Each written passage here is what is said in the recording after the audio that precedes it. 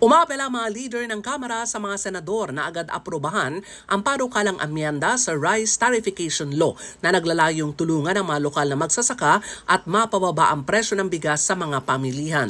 Ang House Assistant Majority Leader Micaela Swansing, layunin ng RTL na mabigyan ng akses ang mga pinakamahirap na pamilyang Pilipino sa mas murang halaga ng bigas at matulungan ang mga magsasaka na mapababa ang kanilang cost of production. Inaprobahan ng Kamara kahapon ang panukala sa second reading at inaasang aprobahan sa ikatlo tuling pagbasa bago ang Senate adjournment ng 19th Congress sa susunod na linggo. Matatandaan tutol si Senator Cynthia Villar sa pagbabalik ng kapangyarihan ng National Food Authority na muling makapag-angkat at makapagbenta ng bigas dahil ito sa issue ng korupsyon at pagkabigo umano ng NFA na protektahan ang kapakanan ng mga magsasaka at consumers. Sa panig ni Bataan 1st District Representative Geraldine Roman, marami sa mga magsasaka ng bigas ang tutol sa kasalukuyang bersyon ng RTL kaysa si Roman sa panawagan ng mga senador lalo na kay Villar na siyang tagapamuno ng Senate Committee on Agriculture and Food na irekonsidera ang kanyang posisyon. Para sa MBC TV Network News,